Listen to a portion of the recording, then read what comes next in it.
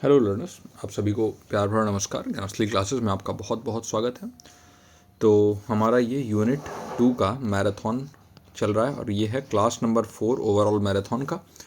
JRF booster series है हमारा, यानी कि अगर आप हमारे साथ बने हुए हैं, ऐसे ही प्रैक्टिस कर रहे हैं और ज़्यादा से ज़्यादा इस इन रिवीजन क्लासेस से जुड़ रहे हैं तो आपको बहुत ज़्यादा फ़ायदा होने वाला है। और देखिए, बहुत कम ही बच्चे ऐसे होते हैं जो इतने दिनों तक लगातार रह पाते हैं, टिक पाते हैं। बहुत बार क्या होता है ना कि ये हमारा जो मोटिवेशन का ग्राफ है ये ऐसे जाता है और फिर ऐसे नीचे आ जाता है। ओके, तो ये एक्सट्रिंसिक मोटिवेशन का कारण होता है। अगर आप अंदर से, आपके अंदर वो जज्बा है तो आप बिल्कुल जुड़े होंगे इन क्लासेस से। बस आप जुड़े रहिए, क्योंकि अब एग्ज़ाम्स ज़्यादा से ज़्यादा 1 महीने और बचा हुआ है।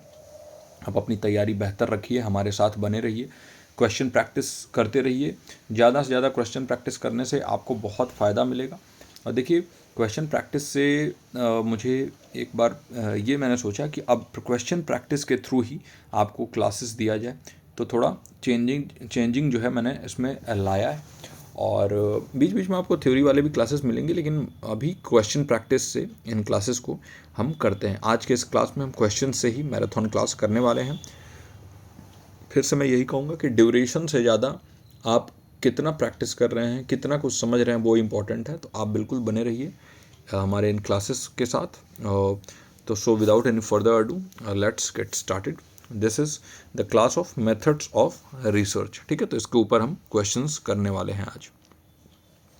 पहला क्वेश्चन हमारा, which research method involves manipulating variables to observe their effect on outcomes, यानी किस शोध पद्धति में परिणामों पर उनके प्रभाव का निरीक्षण करने के लिए चर में हेर फेर करना शामिल है ना। तो बताइए, इन 4 ऑप्शंस में से कौन सा ऑप्शन सही होगा।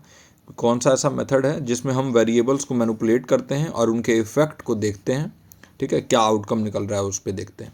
पहला है डिस्क्रिप्टिव रिसर्च, दूसरा है हिस्टोरिकल रिसर्च, तीसरा एक्सपेरिमेंटल रिसर्च और चौथा है क्वालिटेटिव रिसर्च। तो बताइए, इन चारों में कौन सा होगा correct answer. Descriptive research, historical research, experimental research और क्वालिटेटिव रिसर्च। ये 4 यानी वर्णनात्मक, ऐतिहासिक अनुसंधान, प्रायोगिक अनुसंधान और गुणात्मक अनुसंधान। बताइए कौन सा इसका करेक्ट आंसर होगा। सोचिए, सोच के अपने आंसर को और मार्क करिए, फिर मैं आपको एक्सप्लेन करता हूँ। देखिए, डिस्क्रिप्टिव रिसर्च में हम क्या करते हैं, जो भी चीज़ होता है उसको एज इट इज़ डिस्क्राइब कर देते हैं, है ना। तो ये तो फिर होने से रहा, क्योंकि यहाँ पर वेरिएबल्स को मैनिपुलेट करने का बात किया जा रहा है, एज इट इज़ नहीं देने का, तो ये फर्स्ट ऑप्शन तो होगा नहीं।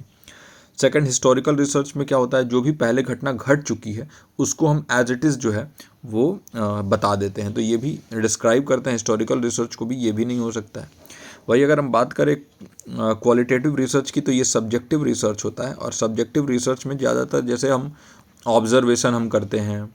इसके अलावा अगर हम क्या करते हैं, कोई भी ऐसा जहाँ पर इंसान अपनी बुद्धि के अकॉर्डिंग, अपने इंटेलेक्ट के अकॉर्डिंग जो है कुछ जवाब अलग दे सकता है, जहाँ पर वो पर्सन टू पर्सन जवाब चेंज हो सकता है, वो क्वालिटेटिव रिसर्च होता है। यानी एक तरीके से ये सब्जेक्टिव नेचर का होता है। ठीक है, तो यहाँ पर ऑब्जेक्टिविटी नहीं होती है, ये नहीं होगा। एक्सपेरिमेंटल रिसर्च में क्या होता है कि इसमें हम वेरिएबल्स को मैनिपुलेट करते हैं वेरिएबल्स को हम हेर फेर करते हैं चर में, और उनके इफ़ेक्ट को देखते हैं, आउटकम पे क्या इफ़ेक्ट आ रहा है। ठीक है, ये अप्रोच से क्या होता है, रिसर्चर को क्या हो जाता है, एक causal relationship, cause and effect वाला जो रिलेशनशिप है ना, कि हमने कुछ अगर कुछ चेंज किया तो उसका क्या इफ़ेक्ट नज़र आ रहा है हमें, है ना।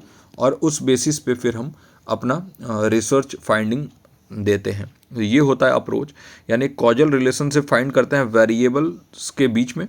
और कैसे करते हैं हम, कंट्रोल करके, controlling confounding factors and conducting experiments under controlled condition. तो देखिए, जो भी कंफाउंडिंग फैक्टर्स हैं उनको कंट्रोल करके और कंट्रोल्ड कंडीशन में एक्सपेरिमेंट करके, जैसे हम लैब वगैरह में करते हैं, तो इसीलिए इसका नाम एक्सपेरिमेंटल है। एक्सपेरिमेंट हम कहाँ करते हैं, लैब्स में। तो एक कंट्रोल एटमॉस्फेयर, कंट्रोल कंडीशन होता है जहाँ पर हम सारी चीज़ें कंट्रोल करते हैं। तो जो इसका सही आंसर होगा, जहाँ पर वेरिएबल्स को मैनिपुलेट किया जाता है और उनके आउटकम को देखा जाता है, वो होगा प्रायोगिक अनुसंधान, एक्सपेरिमेंटल रिसर्च। आई होप कि आपको ये क्वेश्चन बिल्कुल क्लियर हो गया हो। अगले क्वेश्चन पे चलते हैं। हमारा अगला क्वेश्चन है, which type of research design lacks random assignment of participants to different experimental conditions, यानी किस प्रकार के अनुसंधान डिज़ाइन में प्रतिभागियों को विभिन्न प्रयोगात्मक स्थितियों में यादृच्छिक असाइनमेंट का अभाव है, यानी नहीं होता है ये, यानी पार्टिसिपेंट्स जो है ना उनको रैंडम असाइनमेंट्स उनका नहीं होता है। ठीक, अलग अलग एक्सपेरिमेंटल कंडीशंस की बात कर रहा है। पहला है ट्रू एक्सपेरिमेंट यानी सच्चा प्रयोग, दूसरा है क्वासी एक्सपेरिमेंट यानी अर्ध प्रयोग, तीसरा है फील्ड एक्सपेरिमेंट यानी क्षेत्र प्रयोग, और चौथा है लैब एक्सपेरिमेंट यानी लैब प्रयोग। ठीक है, तो बताइए इनमें कौन सा करेक्ट आंसर होगा, कौन सा ऐसा रिसर्च डिज़ाइन है जिसमें रैंडम असाइनमेंट नहीं हम करते हैं। ठीक है, पार्टिसिपेंट्स का, यानी कि प्रोबेबिलिटी वाला जो बात आता है, यानी प्रोबेबिलिटी हम यूज़ करके जो असाइनमेंट करते हैं ना वो हम नहीं करते हैं। इन चारों में से कौन सा ऐसा होगा? तो देखिए, अगर हम इसके करेक्ट आंसर के बारे में बात करें तो वो होगा क्वासी एक्सपेरिमेंट। क्वासी एक्सपेरिमेंट क्या होता है? ये ट्रू एक्सपेरिमेंट के सिमिलर तो होता है, लेकिन यहाँ पर रैंडम असाइनमेंट नहीं होता है, याद रखिएगा, रैंडम असाइनमेंट नहीं होता है क्वासी एक्सपेरिमेंट में, क्योंकि रिसर्चर जो है ना क्या करते हैं यहाँ पर प्री एग्जिस्टिंग कैरेक्टरिस्टिक के बेसिस पे, या कोई भी प्री एग्जिस्टिंग कंडीशन होगा, प्री एग्जिस्टिंग पहले से ही एग्जिस्ट कोई कंडीशन होगा या फिर कोई कैरेक्टरिस्टिक होगा, उसके बेसिस पे ना एक कॉजल इन्फ्रेंस फाइंड करना ज़्यादा चैलेंजिंग समझते हैं और इसीलिए यहाँ पर नहीं करते। तो इसीलिए क्या करते हैं, पहले से जो एग्जिस्टिंग कैरेक्टरिस्टिक है उसके बेसिस पर असाइनमेंट होता है, और इस वजह से वो अगर आपने पहले से कुछ डिसाइड कर रखा है कि मैं ऐसे असाइन करूँगा, तो वो फिर आप रैंडमली वो चीज़ नहीं कर सकते, आप चुन के वो करना पड़ेगा आपको। ठीक है, तो इसीलिए क्वासी एक्सपेरिमेंट जो है ना वो एक रैंडम असाइनमेंट इसमें नहीं होता है पार्टिसिपेंट्स का, और बाकी ट्रू एक्सपेरिमेंट, फील्ड एक्सपेरिमेंट और लैब एक्सपेरिमेंट में क्या होता है, रैंडम असाइनमेंट होता है ना। तो क्वासी एक्सपेरिमेंट इसका जो सही आंसर है वो हो गया है। कोई भी क्वेश्चन में अगर आपको डाउट है तो आप व्हाट्सएप के जो हमारा डिस्कशन ग्रुप है उसमें पूछ सकते हैं, तो बहुत ही ज़्यादा डिटेल में हम आपको वहाँ बता देंगे, क्योंकि यहाँ पर एक लिमिटेड अमाउंट ऑफ टाइम है हमारे पास जिसमें हमको सारी चीज़ें कवर करनी है। अगला क्वेश्चन हमारे पास जो थर्ड क्वेश्चन है, which descriptive research method collects data over an extended period to observe changes over time, यानी कौन सी वर्णनात्मक अनुसंधान पद्धति समय के साथ परिवर्तनों का निरीक्षण करने के लिए विस्तारित अवधि में डेटा एकत्र करती है। याद रखिएगा, इसमें कुछ देखिए, कोई हर क्वेश्चन में कुछ स्पेसिफिक पॉइंट्स होते हैं, उनको आपको मार्क करना होगा। तो देखिए यहाँ पर लिख रहा है ना कि collects data over an extended period क्या to observe changes over time, यानी समय के साथ क्या क्या बदलाव हो रहे हैं। अगर लंबे समय के लिए आप जो है किसी चीज़ को कर रहे हो, कोई रिसर्च को कर रहे हो, उस डेटा को कलेक्ट कर रहे हो और उसको फॉलो कर रहे हो, तो हम कहेंगे कि चारों में से कौन सा होगा, cross sectional study, longitudinal study, correlational study या फिर केस स्टडी, यानी क्रॉस सेक्शनल अध्ययन, अनुदैर्ध्य अध्ययन, सह संबंध परक अध्ययन, केस स्टडी। तो बताइए इन चारों में से कौन सा जो करेक्ट आंसर है वो होगा। देखिए, जब भी बात आती है लंबे अवधि के लिए तो लॉन्गिट्यूडनल स्टडी जो है उसका करेक्ट आंसर होता है, यानी जब भी हम बात करते हैं तो अनुदैर्ध्य अध्ययन यानी लॉन्गिट्यूडनल स्टडी, यानी ज़्यादा समय तक चलने वाले जो स्टडी होती है, इसमें हम क्या करते हैं कि समय के साथ क्या क्या बदलाव आ रहे हैं। फॉर एग्जांपल, अगर एक बच्चे को आप देख रहे हो जो 5 साल से है और आपने इसके ऊपर एक्सपेरिमेंट स्टार्ट किया जब तक ये 15 साल का ना हो गया, तो मतलब ये एक 10 साल के ड्यूरेशन में क्या क्या चेंजेस आ रहे हैं उसको आपने पूरा नोटिस किया, उसको ऑब्जर्व किया, उसको लिखा, मार्क किया। तो ये एक लॉन्गिट्यूडनल स्टडी हो गया, जहाँ पर आपने समय के साथ बदलाव को देखने के लिए बहुत समय दिया एक रिसर्च पे, तो इसको हम कहते हैं लॉन्गिट्यूडनल स्टडी। यहाँ पर डेटा को एक्सटेंडेड पीरियड ऑफ टाइम में कलेक्ट किया जाता है और इस मेथड से हम कोई भी फेनोमेना कैसे डेवलप हो रहा है, कुछ भी कैसे डेवलप हो रहा है, या फिर बिहेवियर या जो भी आइडेंटिटी है, बिहेवियर है, ये ट्रेंड है, वो पैटर्न है, वो कैसे समय के साथ बदल रहे हैं, इसको हम देख सकते हैं। तो हम पैटर्न्स देखने के लिए, ट्रेंड्स देखने के लिए, हमें कोई भी फेनोमेना जो कि लॉन्ग ड्यूरेशन के लिए उसको ऑब्जर्व करने के लिए, या फिर बिहेवियरल पैटर्न्स कैसे चेंज होते हैं एज के साथ, ये सारी चीज़ें देखने के लिए हम लॉन्गिट्यूडनल स्टडी कर सकते हैं। इसके अलावा भी बहुत सारी और चीज़ें भी हैं, है ना। तो ये हमारा तीसरा क्वेश्चन है। आई होप कि आपको ये समझ में आया हो। अगले क्वेश्चन पे चलते हैं, क्वेश्चन नंबर 4।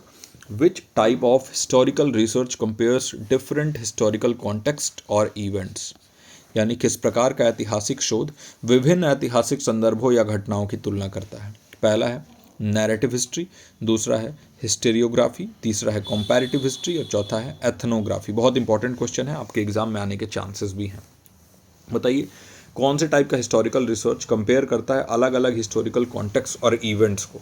इन चारों में से कथात्मक इतिहास, इतिहास लेखन, तुलनात्मक इतिहास या फिर नृवंश विज्ञान। तो बताइए कौन सा इनमें से सही आंसर होगा। देखिए नाम से ही पता चल रहा है कंपेयर करने की बात करता है, और जहाँ भी कंपेयर करने की बात आए अलग अलग हिस्टोरिकल कॉन्टेक्स्ट की, वहाँ हम कंपैरेटिव हिस्ट्री जो है उसको मार्क कर देंगे सही आंसर। तुलनात्मक इतिहास, यहाँ हम तुलना करते हैं।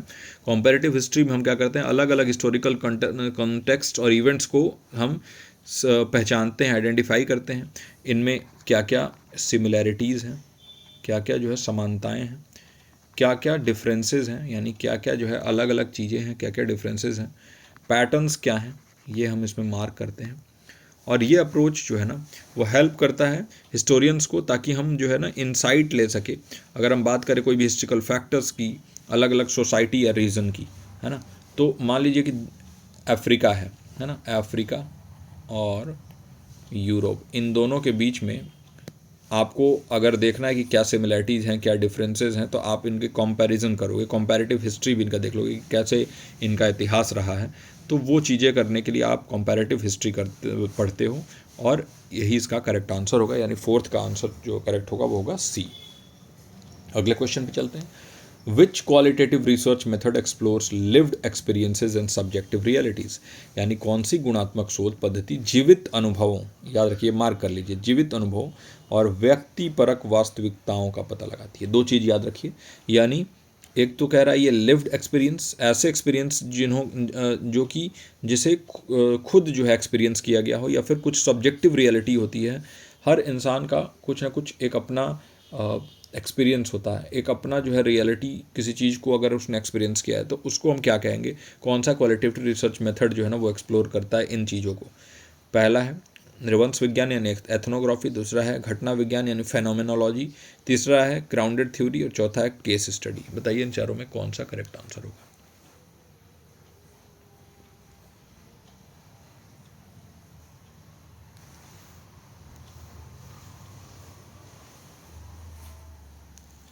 देखिए जो करेक्ट आंसर इसका होगा वो होगा क्या, फेनोमेनोलॉजी।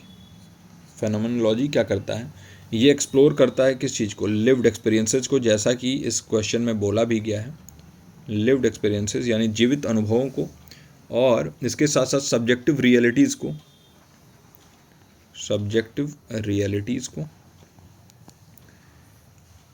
कोई भी इंडिविजुअल या कोई भी ग्रुप के पर्सपेक्टिव से अगर देखें तो उसको ये एक्सप्लोर करता है, किसी भी ग्रुप या फिर इंडिविजुअल के पर्सपेक्टिव से। ठीक, ये मेथड क्या करता है, ये मेथड समझना चाहता है, इस मेथड से आप ये देख सकते हो किसी भी चीज़ का मीनिंग, ठीक है, किसी भी चीज़ का मीनिंग क्या है, किसी भी चीज़ का एसेंस क्या है, मतलब क्या वो उसका मुद्दा है, क्या क्या उसके अंदर छुपा हुआ जो कारण है उसको आप जान सकते हो एक्सपीरियंस के थ्रू।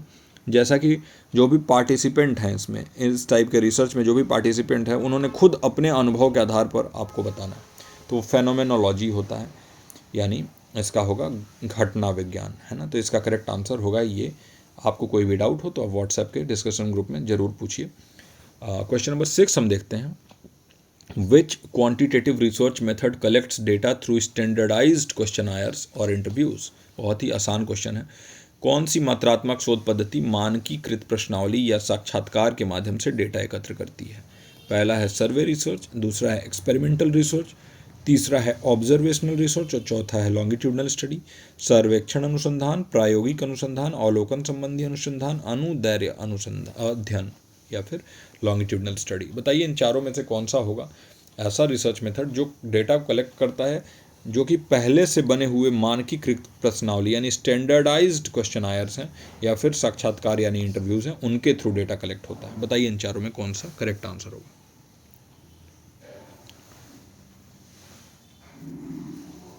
देखिए सॉरी, जहाँ भी बात आती है स्टैंडर्डाइज क्वेश्चन या इंटरव्यूज़ की, तो वहाँ आ जाएगा सर्वे रिसर्च यानी सर्वेक्षण अनुसंधान। आपके आसपास में कभी इलेक्शन का सर्वे हुआ होगा, या फिर आपके आसपास कभी जनसंख्या वाला जो पॉपुलेशन सर्वे होता है वो हुआ होगा। तो उसमें क्या करते हैं, पहले से ही कुछ उनके पास डॉक्यूमेंट्स होते हैं जिसमें क्वेश्चंस लिखे होते हैं। आपके परिवार में कितने लोग रहते हैं, आप नौकरी करते हैं कि नहीं करते हैं, आपके कितने बच्चे हैं, कितने बेटी हैं, कितने बेटे हैं, बेटी स्कूल जाती है कि नहीं, बेटा स्कूल जाता है कि, बेटे का उम्र क्या है, बेटी का उम्र क्या, हर चीज़ यहाँ पे मेंशन होता है ना। वो पहले से ही एक स्टैंडर्ड होता है, स्टैंडर्डाइज होता है, जो सबके लिए समान होता है। स्टैंडर्डाइज क्वेश्चन है। स्टैंडर्डाइज का मतलब क्या होता है, एक ऐसा प्रोसेस जो बिल्कुल स्टैंडर्ड एक तरीके से चलने वाला प्रोसेस हो। और इंटरव्यू भी होता है यानी साक्षात्कार, वहाँ पर आप पूछते हैं सामने वाले से, वो सामने वाला जवाब देता है। ये इसको हम कहते हैं, इस टाइप के रिसर्च मेथड को सर्वेक्षण अनुसंधान यानी सर्वे रिसर्च। तो एक सर्वे रिसर्च में ही ये सारी खूबियाँ होती हैं, ये सारे क्वालिटीज़ होती हैं। आगे बढ़ते हैं। Question number 7, which characteristic is a की एडवांटेज ऑफ एक्सपेरिमेंटल मेथड्स, यानी कौन सी विशेषता प्रायोगिक विधियों का प्रमुख लाभ है। तो यहाँ पर आप किस चीज़ को मार्क करेंगे, एक्सपेरिमेंटल मेथड के बारे में बात हो रहा है, इसको तुरंत मार्क करेंगे और इसके की एडवांटेज आपको बताना है।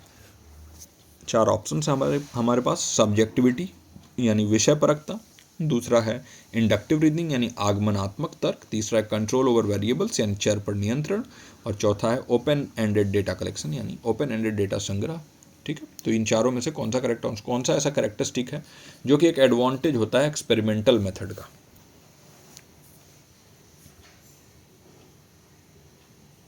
देखिए, सब्जेक्टिविटी तो होती नहीं है एक्सपेरिमेंटल मेथड में, ये ऑब्जेक्टिविटी होती है, क्योंकि ये लगभग सबके लिए समान लागू होता है। इसमें कोई अपना एक्सपीरियंस आपको शेयर नहीं करता है, कोई अलग सा कुछ आपको नहीं बता देता है। एक लैब बेस्ड एक्सपेरिमेंट मेथड मतलब क्या होता है, एक लैब बेस्ड जो भी एक्सपेरिमेंट है वो होता है, ये नहीं हो सकता। इंडक्टिव रीजनिंग बिल्कुल नहीं होगा। ओपन एंडेड डेटा कलेक्शन नहीं होता है इसमें जो है ना फिक्स्ड स्टैंडर्ड कुछ क्वेश्चंस होते हैं, उसके आधार पर ही आप डेटा कलेक्ट करते हैं, तो ये भी नहीं होगा।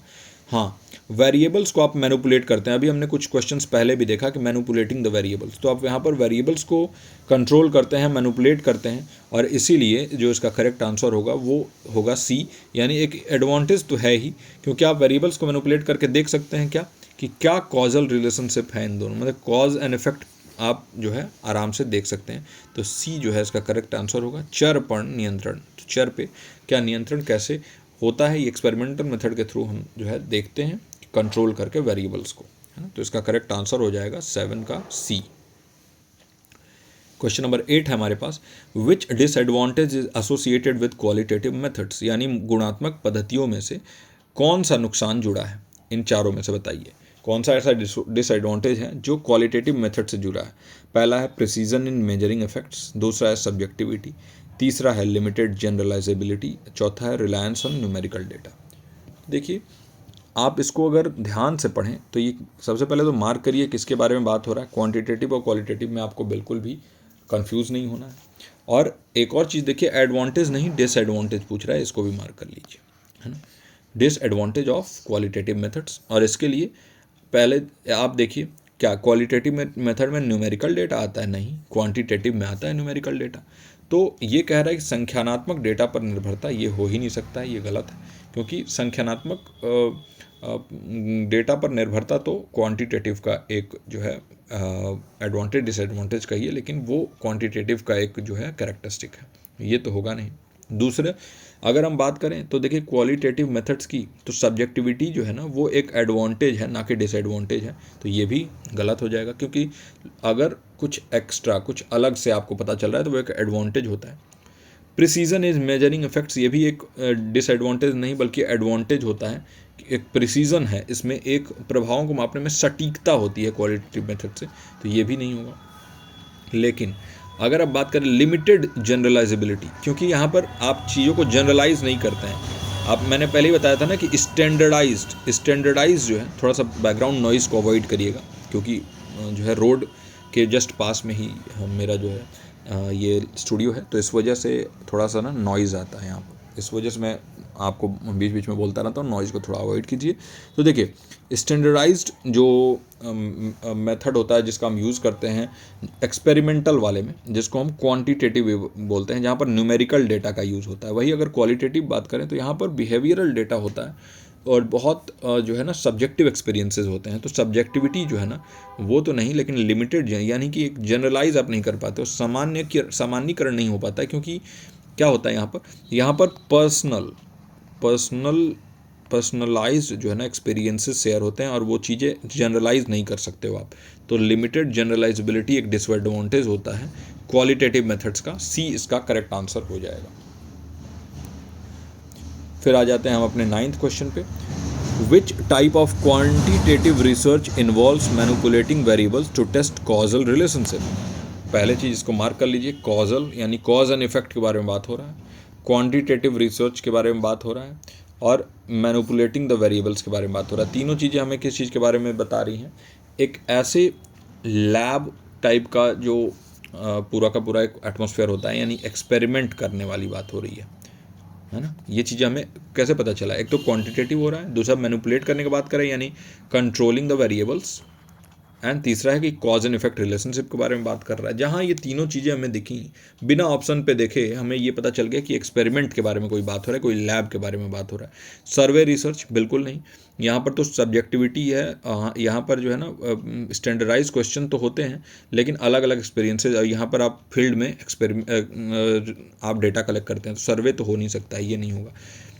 वही अगर बात करें हम ऑब्जर्वेशनल रिसर्च की, तो देखिए ऑब्जर्वेशनल रिसर्च में आप क्या करते हैं?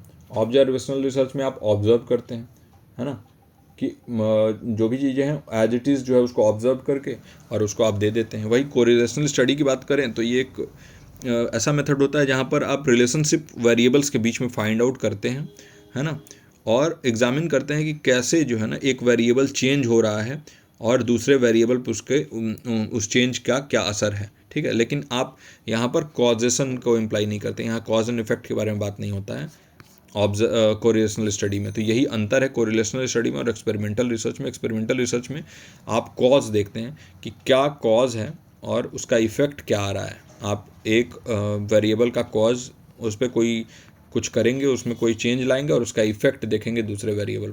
तो ये एक्सपेरिमेंटल रिसर्च में होता है, यानी वो एक क्वांटिटेटिव, एक मैनिपुलेटिंग द वेरिएबल्स और कॉजल रिलेशनशिप, तीनों ही हमें प्रायोगिक अनुसंधान में देखने को मिलता है।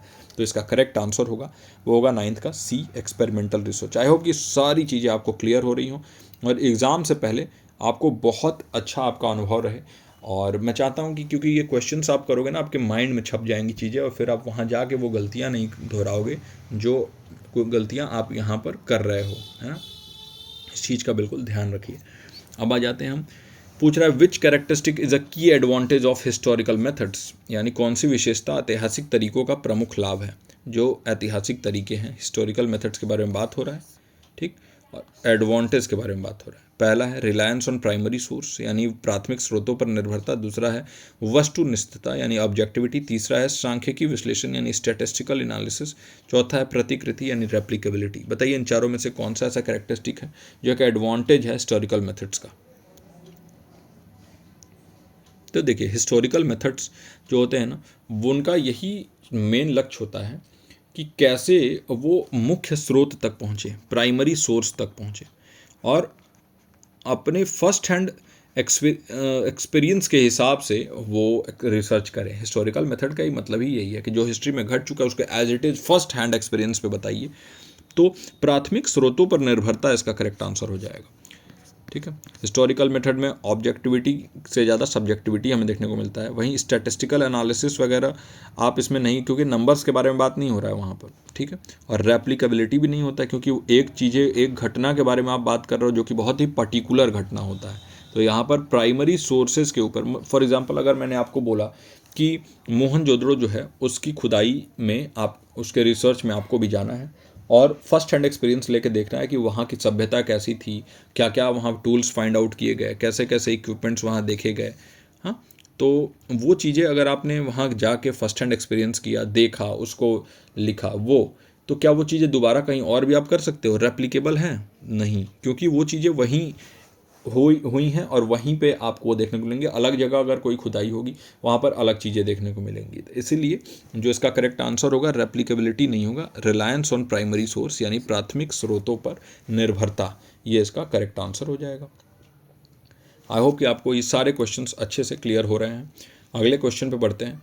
Which type of descriptive research collects data eight one point in time, यानी किस प्रकार का वर्णनात्मक शोध एक समय में डेटा एकत्र करता है, एक समय में। तो देखिए, एक तो ये कह रहा है डिस्क्रिप्टिव रिसर्च, इसको आपने मार्क कर लिया, और एक कह रहा है कि डेटा कलेक्ट करता है वन पॉइंट इन टाइम, एक ही समय में। तो देखिए, अगर हम बात करें लॉन्गिट्यूडनल स्टडी की, तो ये बार बार डेटा कलेक्ट करता है एक लॉन्ग पीरियड ऑफ टाइम के लिए, ठीक है, एक लॉन्ग पीरियड ऑफ टाइम के लिए करता है, लॉन्ग पीरियड ऑफ टाइम के लिए। और किस चीज़ के लिए करता है? ताकि ये देख सके क्या, पैटर्न्स को देख सके, ये ट्रेंड्स को समझ सके, ये चेंजेस ओवर टाइम जो हो रहे हैं उसको ये मार्क कर सके। तो ये तो होगा नहीं। कोरिलेशनल स्टडी के बारे में भी हमने बात किया था कि उसमें बस कॉजेशन नहीं होता है, बाकी सारी चीज़ें जो है ना वो लैब की तरह ही होती हैं। वहाँ पर भी आप एक वेरिएबल को मैनिपुलेट करते हैं, दूसरे वेरिएबल पर उसका असर देखते हैं। वही अगर केस स्टडी के बारे में बात करें तो ये एक बहुत ही पर्टिकुलर स्टडी होता है, और ये भी एक डिस्क्रिप्टिव रिसर्च होता है, लेकिन ये one point at a time के बारे में बात नहीं करता है, बल्कि यहाँ पर बात होता है किस चीज़ के बारे में, यहाँ पर बात होता है केस स्टडी में, कि कैसे समय के साथ भी आप किसी भी एक पर्टिकुलर केस को, फॉर एग्जांपल आपने देखा कि महिंद्रा एक कंपनी को उठाया और इसके सक्सेस के बारे में आपने केस स्टडी किया, तो वो कई पॉइंट ऑफ टाइम की 1990 में कैसे क्या हुआ, 2000s में क्या रहा, फिर 2010 में क्या हुआ, 2020 और प्रेजेंट सिनेरियो में क्या है। तो ये एक पॉइंट ऑफ टाइम के लिए नहीं हो रहा है, केस स्टडी में आप सारी चीज़ें बताओगे। वही अगर बात करें हम, हमारे पास जो बचता है क्रॉस सेक्शनल स्टडी, तो ये डेटा एक सिंगल पॉइंट इन टाइम पे जो है ना कलेक्ट करता है। एक कोई भी पार्टिसिपेंट्स का सैंपल होगा, उनमें से क्रॉस सेक्शनल स्टडी मेथड जो होता है ना, इसमें रिसर्चर को क्या एग्जामिन करना होता है, एक रिलेशनशिप, ओके, एक रिलेशनशिप एग्जामिन करना होता है वेरिएबल्स के बीच में, between variables at specific moment, एक स्पेसिफिक टाइम पे करना होता है, और टाइम के साथ क्या चेंजेज हो रहे हैं ना उसको ट्रैक नहीं करना है, चेंजिंग ओवर टाइम को ट्रैक नहीं करना है। ये होता है क्रॉस सेक्शनल स्टडी, ओके। तो ये जो है ना, हम इसका जो करेक्ट आंसर होगा वो होगा क्या, cross sectional study. Cross sectional study को अगर हम सिंपल लैंग्वेज में देखें तो देखिए, क्रॉस सेक्शनल स्टडी जो है उसमें हमें देखने को मिलता है कि जैसे आपने एक ग्रुप है, ठीक है, और उसको आपने उसका एक फ़ोटो एक समय पे खींच लिया, है ना। तो अब उस फोटो में एक समय के बारे में ही बात होगा ना, जिस समय पे आपने उसका फ़ोटो लिया। अब उसके पहले वो ग्रुप कैसा दिखता था, उसके बाद उसमें कौन रहा कौन नहीं रहा, कहाँ गया, वो नहीं। तो वही सेम क्रॉस सेक्शनल स्टडी को समझ लीजिए।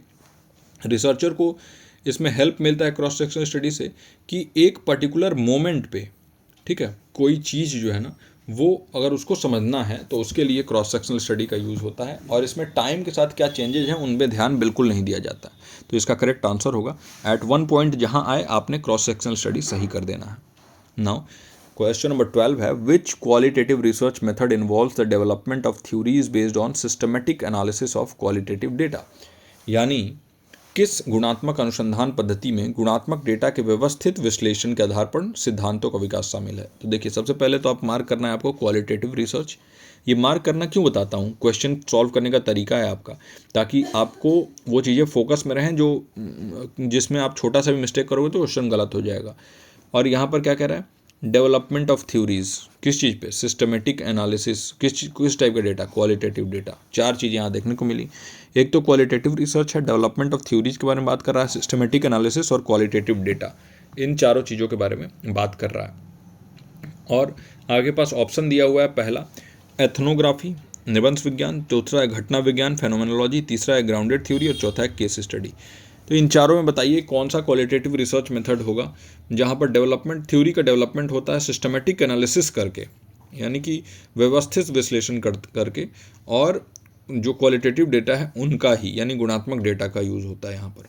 तो पहला है आपके पास एथनोग्राफी, दूसरा है फेनोमेनोलॉजी, तीसरा है ग्राउंडेड थ्योरी और चौथा है केस स्टडी। तो जिसका सही आंसर होगा वो होगा ग्राउंडेड थ्योरी। ग्राउंडेड थ्योरी में क्या होता है, सिस्टमेटिक एनालिसिस होता है, याद रखिएगा। सिस्टमेटिक एनालिसिस होता है क्वालिटेटिव डेटा का। याद रखिए ये चीज़, बिल्कुल एकदम अपने दिमाग में फिट कर दीजिए इस चीज़ को। क्वालिटेटिव डेटा का सिस्टमेटिक एनालिसिस होता है, और इससे क्यों होता है, ताकि यहाँ से आप थ्योरीज डेवलप कर सकें। ठीक है, थ्योरीज को, या फिर कोई भी कॉन्सेप्चुअल फ्रेमवर्क हो, कोई भी कॉन्सेप्ट हो, कोई भी कॉन्सेप्चुअल फ्रेमवर्क हो, वो डेवलप हो सके, क्योंकि इसके पीछे जो है बहुत ज़्यादा एक्सपेरिमेंट, बहुत ज़्यादा रिसर्च चाहिए होता है ना। और ये मेथड क्या एम करता है, नया कुछ देने का एम करता है, न्यू इनसाइट्स, कुछ नया आपको जानने को मिले, कुछ न्यू इनसाइट्स मिले, कुछ नया आपको समझ, आपका विकास हो, अंडरस्टैंडिंग कुछ अलग डेवलप हो। और ये किस चीज़ के बेसिस पे, कोई भी पैटर्न के बेसिस पे, कोई पैटर्न अगर देखने को मिलता है, कोई भी थीम अगर देखने को मिलता है, जो भी डेटा है उनमें, पैटर्न और थीम इन डेटा। ठीक है, तो इसको हम कहते हैं ग्राउंडेड थ्योरी। तो नाम से ही पता चल रहा है, थ्योरी से याद रखिएगा, थ्योरी से आप थ्योरीज का डेवलपमेंट होता है ना। तो सी इसका करेक्ट आंसर होगा, ग्राउंडेड थ्योरी जो है वो इसका करेक्ट आंसर होगा। अगले क्वेश्चन पे चलते हैं। अगला क्वेश्चन है हमारे पास, which type of experimental design lacks a control group. Simple है, किस एक्सपेरिमेंटल डिज़ाइन के बारे में बात कर रहा है, जो क्या करता है, लैक करता है कंट्रोल ग्रुप, जहाँ पर कंट्रोल ग्रुप नहीं होता है। किस प्रकार के प्रायोगिक डिज़ाइन में नियंत्रण समूह नहीं होता है, आपको कंट्रोल ग्रुप नहीं दिया जाता है। कंट्रोल ग्रुप क्या होता है, अगर आप एक्सपेरिमेंट करते हो तो देखिए, उसमें आपको ना एक तो ग्रुप होगा जिनके ऊपर आपने वो एक्सपेरिमेंट किया है, ठीक है, और एक होता है कंट्रोल ग्रुप। तो देखिए, कंट्रोल ग्रुप के बारे में अगर बात करें तो एक ऐसा ग्रुप होता है ना, जिनमें जहाँ पर वो ट्रीटमेंट, फॉर एग्जांपल एक वैक्सीन आप लगा रहे हो किसी दो, मतलब आपने दो ग्रुप डिसाइड कर लिए, एक हो गया ग्रुप 1 और एक हो गया ग्रुप 2। अब इस ग्रुप को आपने वैक्सीन दे दिया, वैक्सीन यहाँ पर दे दिया, तो ये हो गया एक्सपेरिमेंटल ग्रुप, यहाँ पर एक्सपेरिमेंट किया आपने। और जिनको वैक्सीन नहीं दिया गया वो कंट्रोल ग्रुप हो गया, और बीमारी दोनों को हुआ है।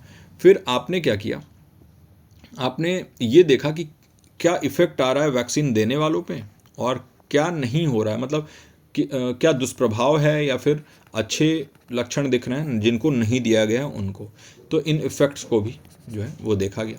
तो इन दोनों में अगर देखें तो जो कंट्रोल ग्रुप है उनको वो एक्चुअल में वो दवा या फिर वो वैक्सीन नहीं दिया जाता है, उनको हम कहते हैं कंट्रोल ग्रुप।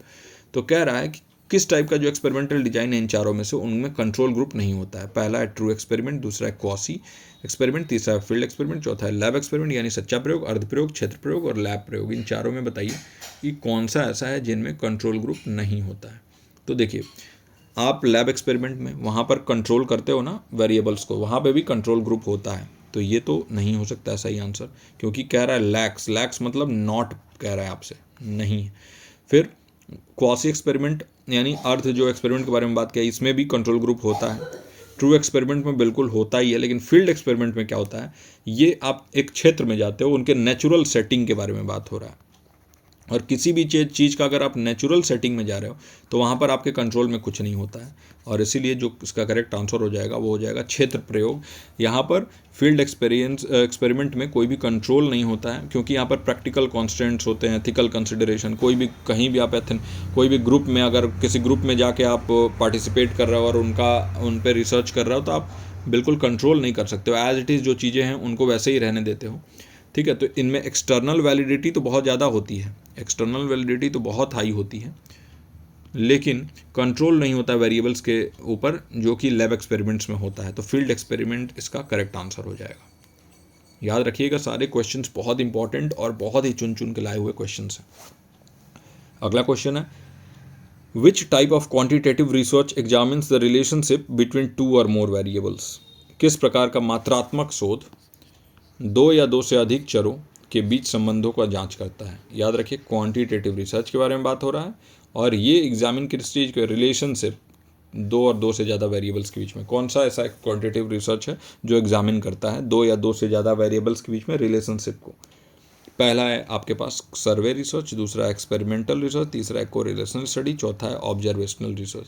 सर्वे में आप सर्वे करते हो किसी भी टाइप का, यहाँ पर वेरिएबल्स के बीच में कुछ रिलेशनशिप के बारे में बात नहीं होता है। एक्सपेरिमेंटल रिसर्च में आप जो क्या करते हो, आप वेरिएबल के बीच में जो है ना वो ये देखते हो कि एक का इफ़ेक्ट दूसरे पे क्या पड़ रहा है ना।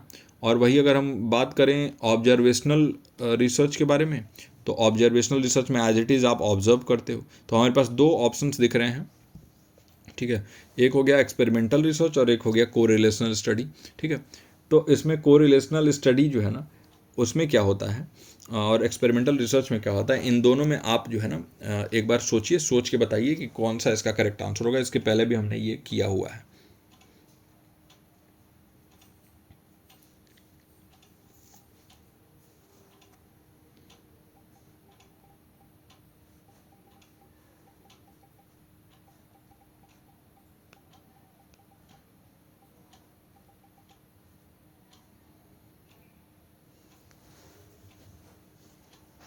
तो देखिए, अगर हम बात करें एक्सपेरिमेंटल रिसर्च की, तो यहाँ पर वेरिएबल्स को मैनिपुलेट किया जाता है और उनके इफेक्ट को एक दूसरे के ऊपर देखा जाता है, हमने बात किया था पहले ही। और वही अगर बात करें हम कोरिलेशन स्टडी की, तो यहाँ पर रिलेशनशिप को एग्जामिन किया जाता है लेकिन मैनिपुलेट नहीं किया जाता, विदाउट मैनिपुलेटिंग, ठीक। तो अगर उस हिसाब से देखें तो दोनों में ही रिलेशनशिप फाइंड आउट होता है, तो टेक्निकली तो ये दोनों ही सही हो जाएंगे आंसर, यानी बी और सी दोनों में से अगर कोई भी आपने करेक्ट किया होगा और ये सेम क्वेश्चन आता है तो दोनों ही सही होगा। लेकिन अगर आप आगे यहाँ पर दे देता है कि विदाउट मैनिपुलेशन, तो जहाँ पर विदाउट मैनिपुलेशन आ जाए, कोई भी यानी कि किसी भी तरीके का आप हेर फेर नहीं करेंगे डेटा में, तो विदाउट मैनिपुलेशन में हो जाएगा सी सही हो जाएगा।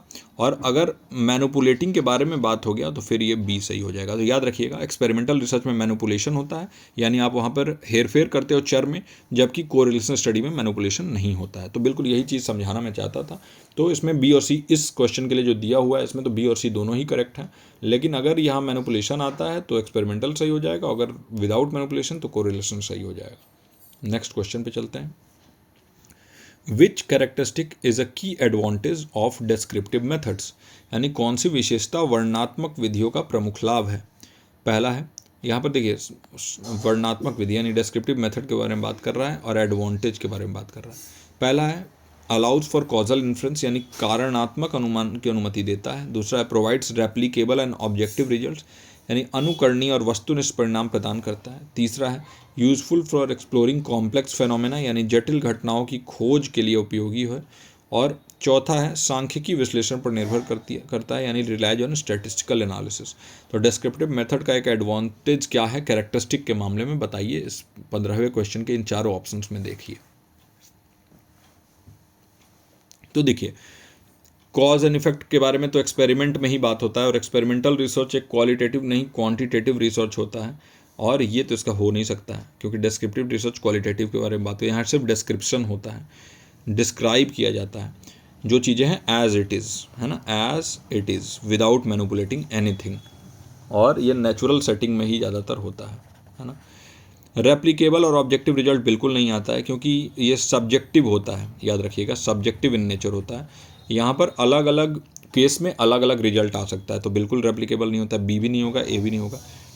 फिर आ जाता है स्टैटिस्टिकल एनालिसिस पर बिल्कुल नहीं रिलाई करता है क्योंकि ये क्वालिटेटिव होता है ना, गुणात्मक होता है, क्वालिटेटिव होता है, और इसलिए क्वांटिटेटिव नहीं होता। और स्टैटिस्टिकल एनालिसिस क्वांटिटेटिव डेटा का होता है, तो ये भी नहीं होगा। सी इसका करेक्ट आंसर हो जाएगा। जहाँ भी हमें जटिल घटनाओं की खोज करना है, कोई भी कॉम्प्लेक्स फेनोमेना है उनको एक्सप्लोर करना है, उसमें हम डेस्क्रिप्टिव मेथड्स का यूज करते हैं क्योंकि बहुत ही इम्पॉर्टेंट होता है। इसके थ्रू हम कॉम्प्लेक्स फेनोमेना को जो है ना वो डिस्क्राइब कर सकते हैं।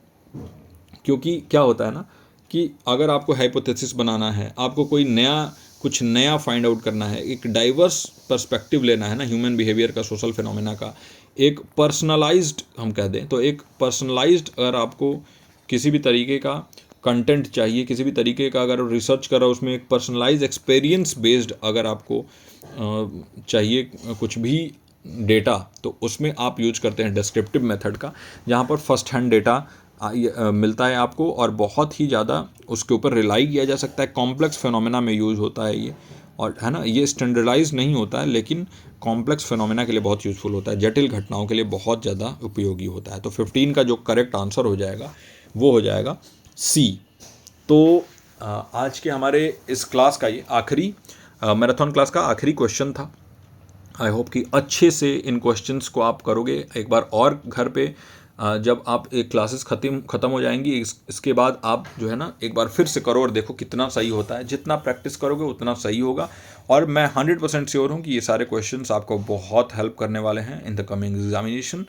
और इसी के साथ आप जुड़े रहिए ज्ञानस्थली के साथ। मैम भी लगातार क्लासेस ले रही हैं, मैं भी लगातार क्लासेस ले रहा हूँ। हमारा एम यही है कि आपका ज़्यादा से ज़्यादा फ़ायदा हो सके।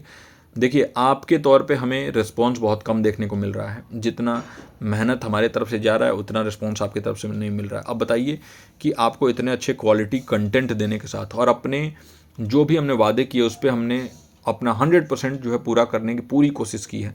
अभी तक लगे हुए हैं और आगे भी लगे ही रहेंगे, क्योंकि हमारा लक्ष्य है आपका JRF। और इसीलिए इस सीरीज़ का नाम भी जो है मैंने रखा है JRF बूस्टर सीरीज़। तो बिल्कुल JRF के लिए अग्रसर रहिए। आने वाले एग्जामिनेशन में बिल्कुल अपना 100% दीजिए और ज़्यादा से ज़्यादा क्वेश्चंस को प्रैक्टिस करिए। मैं मिलता हूँ आपसे अगले लेक्चर में। टिल देन आप अपना और अपनों का ख्याल रखिए। नमस्कार।